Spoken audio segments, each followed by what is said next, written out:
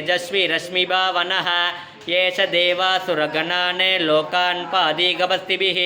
येष ब्रह्मा च विष्णुश्च शिवस्कन्दप्रजापतिः मगेन्द्रददनकाल यमः सोमाह्यवाम्पतिः पितरो वसवस्साद्या यश्विनो मरुतो मनुः वायुर्वह्निः प्रजाप्राण ऋतुकर्ता प्रभाकरः आदित्य सविता सूर्य गगपूषा गभस्तिमान् सुवर्णददृशोभानु हिरण्यरेता दिवाकरः हरिदश्वासगर्स्राक्षी सप्त सप्तिमरीचिमान् तिमिरो मदनः साम्बो त्वष्टा मार्ताण्ड अंशुवान् हिरण्यगर्भ शिशिरतपनो भास्करो रविः अग्निगर्भ अदिते पुत्रशङ्ग शिशिरनाशनः व्योमनामत्तमो भेतिरिक्यजुषामपाहरः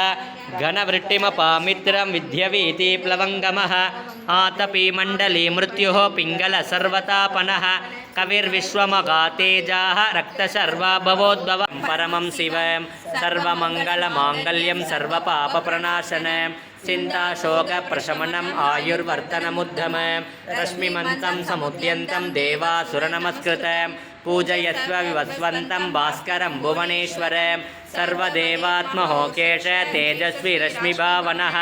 येष देवासुरगणान् लोकान् पादीगवस्तिभिः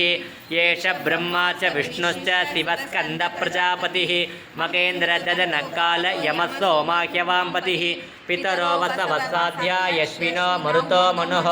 वायुर्वह्निः प्रजाप्राण ऋतुकर्ता प्रभाकरः आदित्य सविता सूर्य गगपूषा गभस्तिमान् सुवर्णददृशोभानु हिरण्यरेता दिवाकरः हरिदश्वासगर्स्राक्षी सप्त सप्तिमरीचिमान् तिमिरो मदनः साम्बो त्वष्टा मार्ताण्ड अंशुवान् हिरण्यगर्भ शिशिरतपनो भास्करो रविः अग्निगर्भ अदिते पुत्रशङ्ग